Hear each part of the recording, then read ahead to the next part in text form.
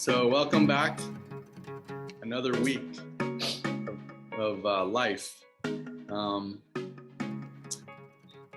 I know a lot of us are, going through stuff and, having struggles and difficulties, and some of us aren't.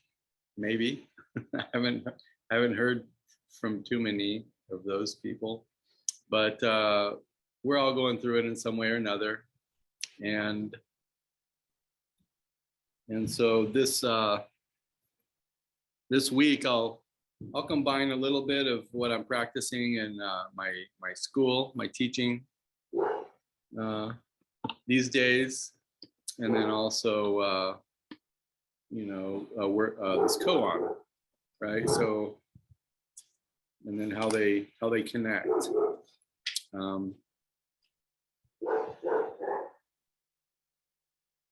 So this koan is called One Particle. Bobby Choa talked about it a few months ago. I think he usually talks about three or several koans at once, so this is part of a talk, I think. But I thought it would be powerful to just bring it up anyway, since I think it relates to what I'm going through and what other people may be going through. And so to get started, it's called One Particle. Fuketsu said, if you establish a single particle, the nation flourishes. If you do not establish a single particle, the nation perishes. Secho held up his staff and said, are there any Zen practitioners who live the same life and die the same death?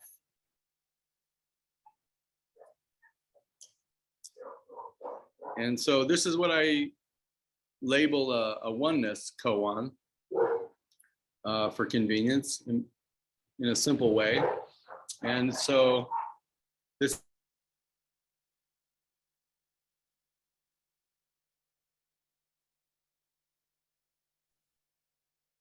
I think we lost audio.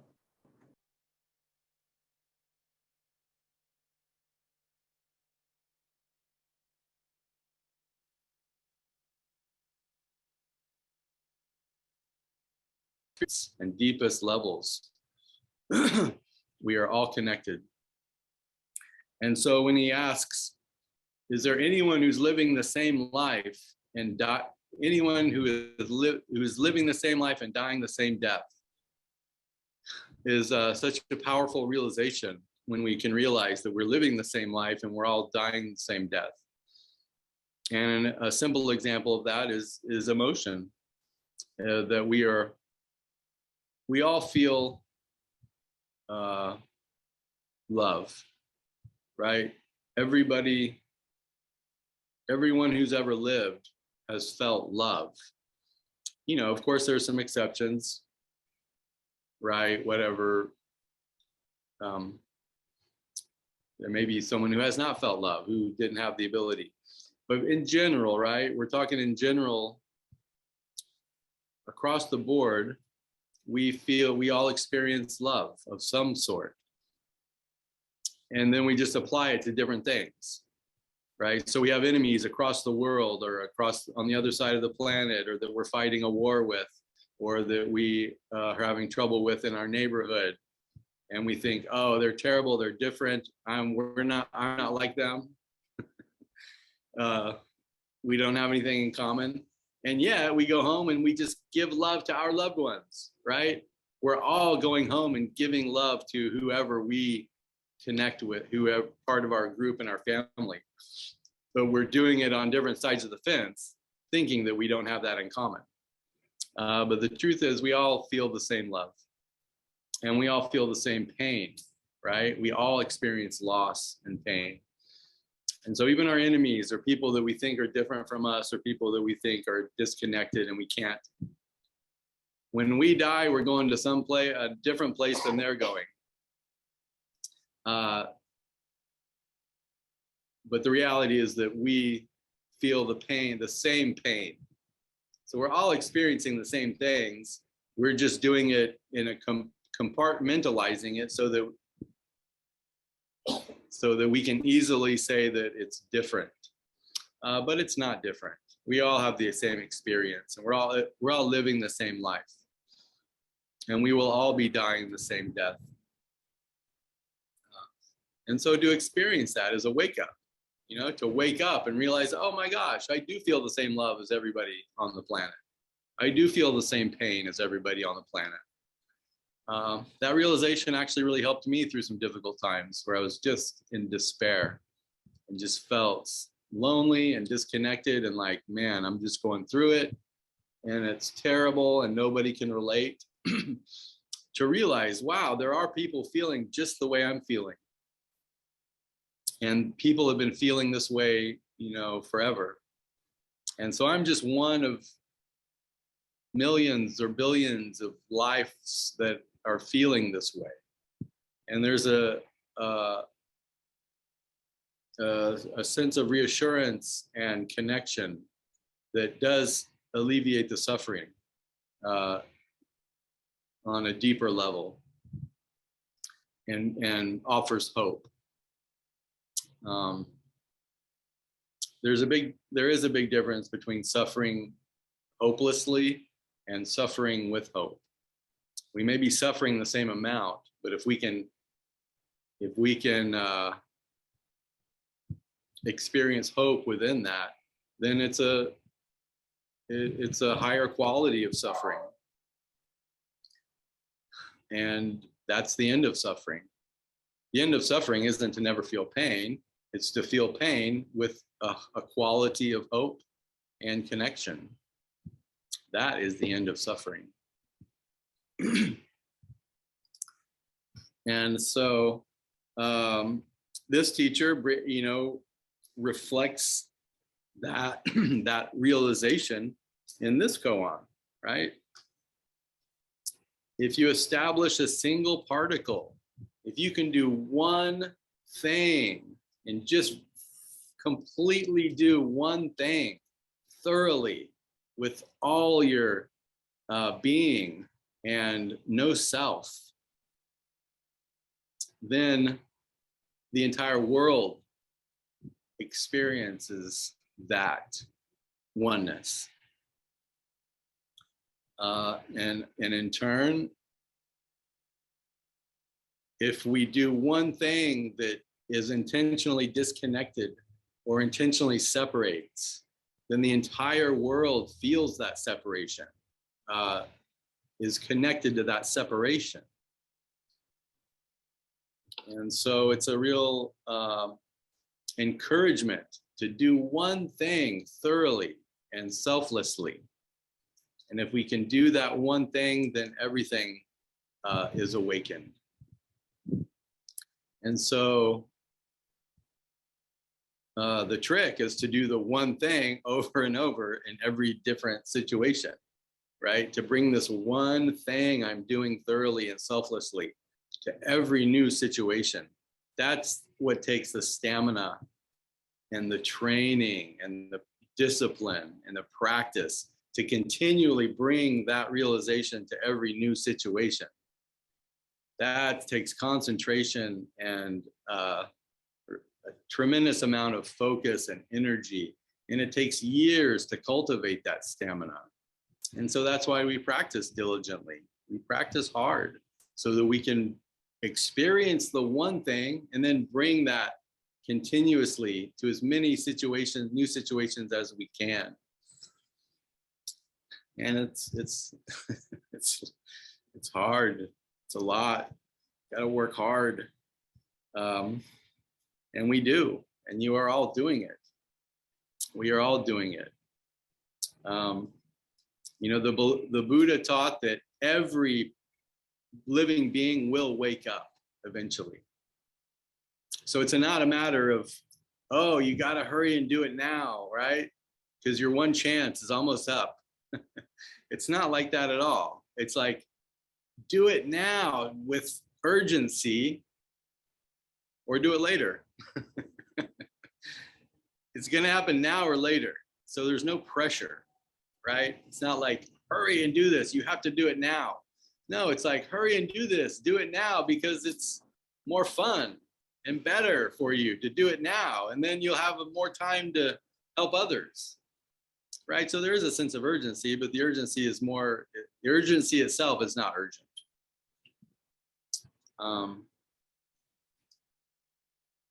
And so, yeah, we work hard and we're all doing it. And we got to give ourselves a lot of space and a lot of time, because there's so many subtleties and so many facets. We can just go on and on forever with all the subtleties, but we still strive, right? We strive even more because it's endless. We don't give up. And so, with this in mind, I wanted us to all do a practice. We're actually going to do something.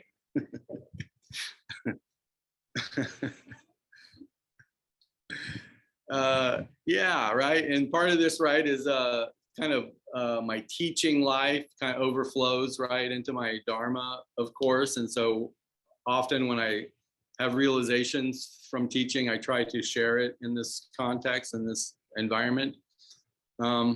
And so what I have for us today is for us to do a haiku poem, each of us. So I brought a paper and a pen for all of us. So everybody at home, online, please grab a pen or a paper, or you can use your computer as well. I encourage pen and paper. It's a little more physical, kind of has your energy in it more. And so pass this around, right? You can just kind of toss it around or pass it if you can. And then I'll be able to see you and try to pass that around.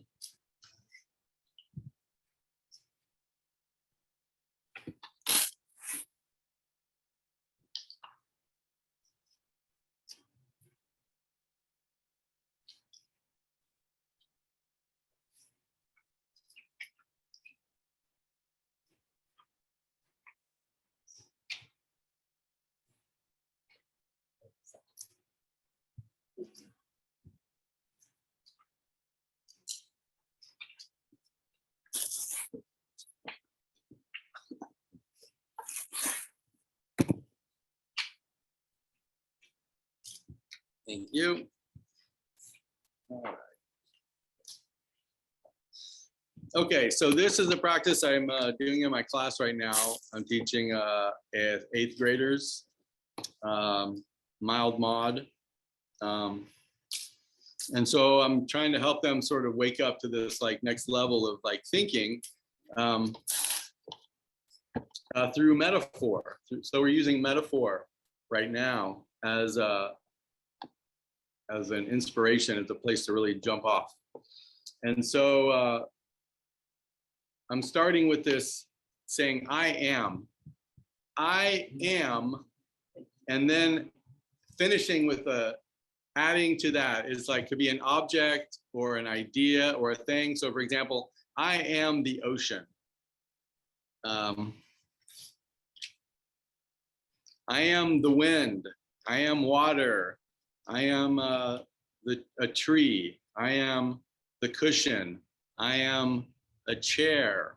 I am the light. I am, it could be animals, could be emotions, it could be objects. I am fear. I am love. I am joy. Could be nothing. I am nothing.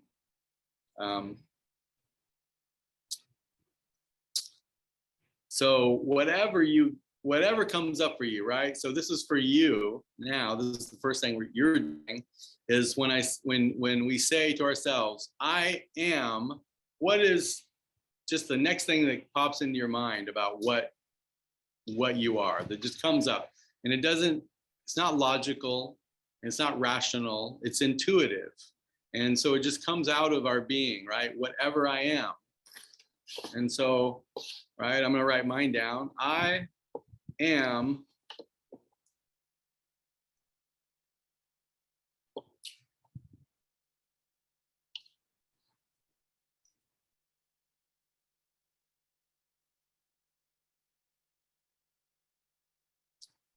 so I mentioned this is a haiku poem, but it's a loose haiku, right? There's no strict syllable pattern that we have to follow, right? So so haiku is 575 syllables. If you can adhere to that, then great. If it comes easily, but you don't have to really force it. So we're just doing the first line right now. We're not doing the whole poem. This is just the first line. And so the first line is, I am whatever it is we're connecting ourselves to, metaphorically.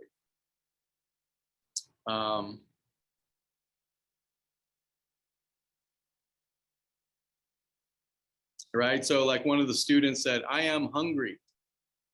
And so we shift that. I told them, okay, we shift hungry, right? Because that's just a regular sentence.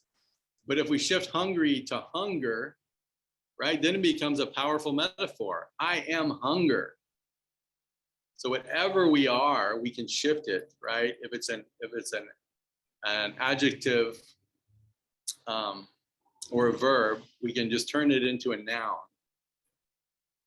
right? So I am running becomes I am the run, or I am the movement. If I am laughing becomes I am laughter. So it's I am something, and then if it's a adjective, then we shift it to its so it's a noun. All right, I hope this makes sense so far.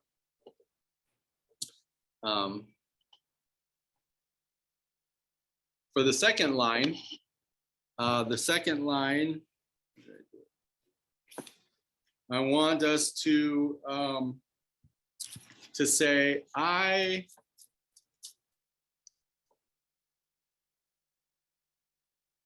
am letting go of,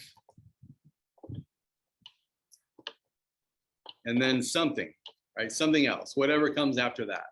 I am letting go of pain. I am letting go of fear.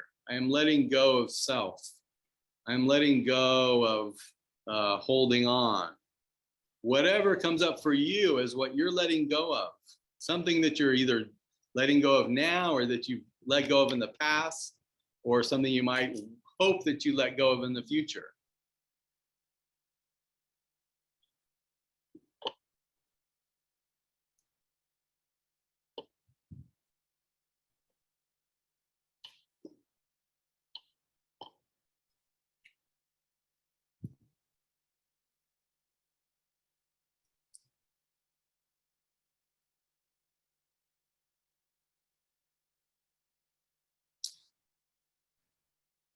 And then for the third line, right? So the third line of this simple poem is something that I'm holding on to, or that I'm finding.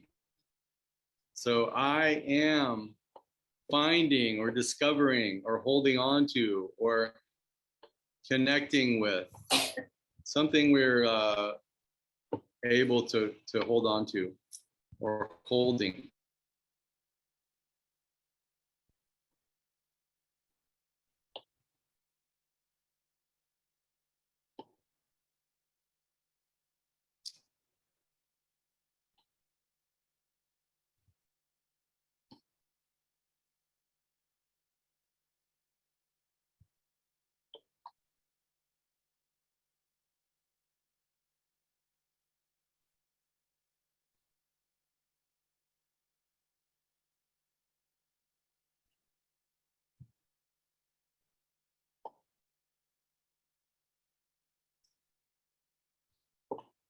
And so for the last step of this process, I want you to erase two of the I's.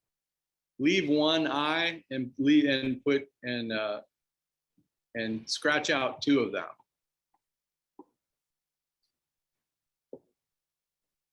So if I started with I am, then I'm going to take out the I am, and I'm just going to leave what was left. And then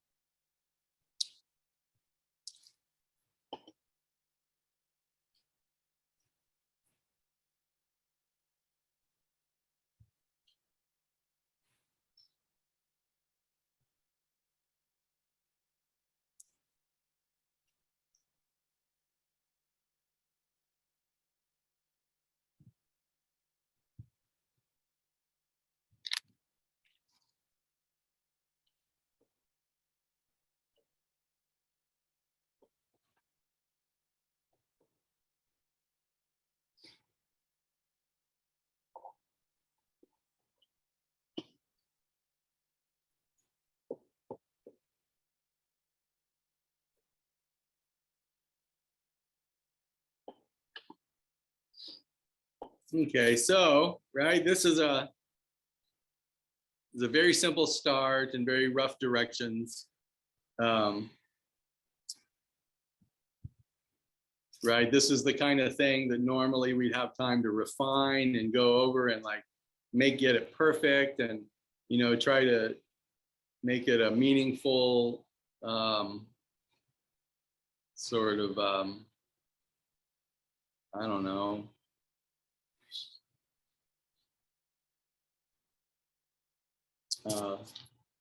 trying to get it, you know, just right. So I encourage us to do that, right? I encourage you to look at it after the talk and think about how you can tweak it a little bit and get it just right for you.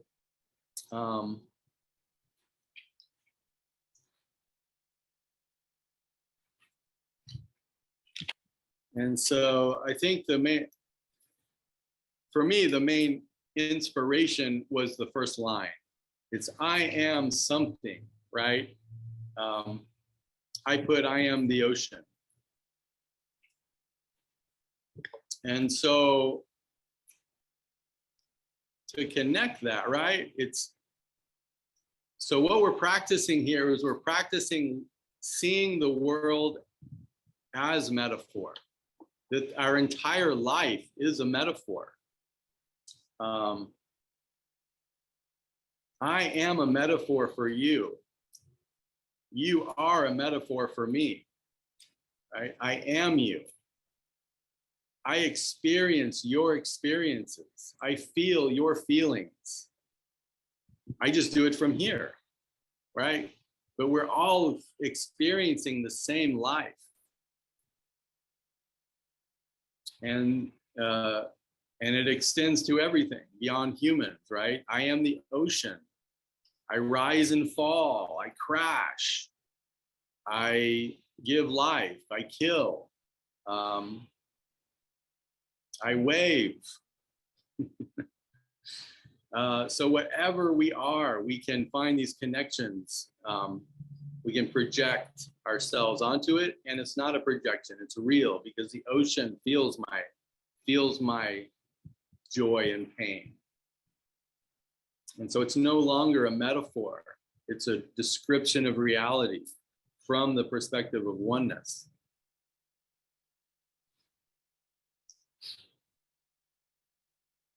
And so starting to see my whole life as a metaphor for everything, for every other life, is a powerful realization of oneness. If we can see everything through the filter of metaphor. So I'm not like you, I am you. None of us are alike. We are all the same. We are all the same life. All right. So I'm pretty much done with my talk, and I would like to invite anybody who wants to please share your poem with the group. So, or not, right? Whatever feels right for you. If you like to, please do, and if not, then please don't. Oh, good! Yay! We got a sharer. I'll turn this.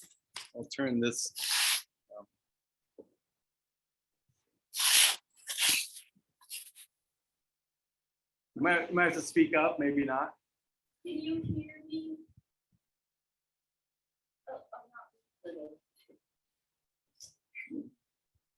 Thanks, Echo Sensei. This is really fun. My poem is I am an old crow, letting go of shiny things, holding my small piece.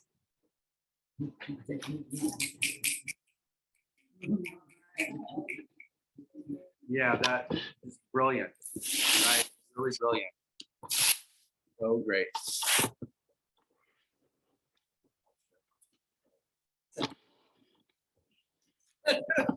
Mine sounds a lot like Jane's did.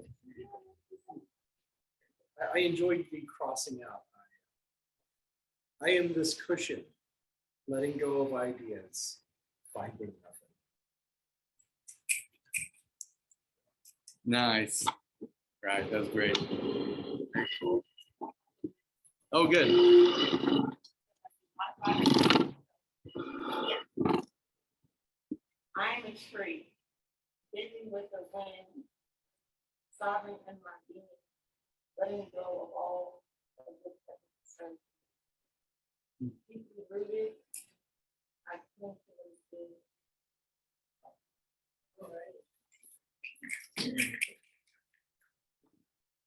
Great.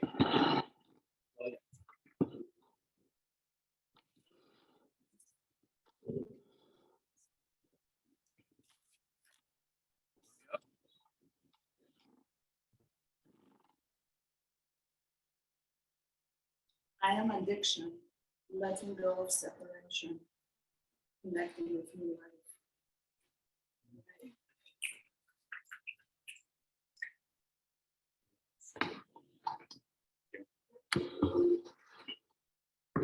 Anybody online?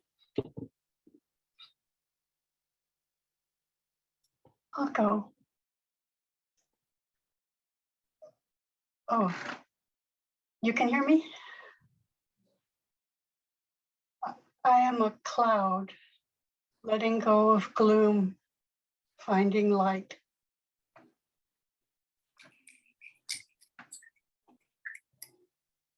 Thank you. Beautiful.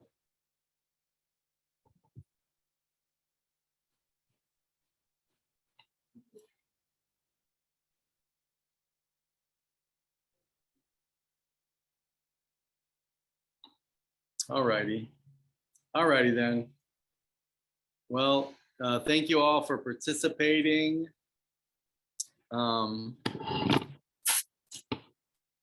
This has now become project-based learning. And yes, yes, thank you, Jane. We should have a field trip soon, actually, right? For real. Yeah.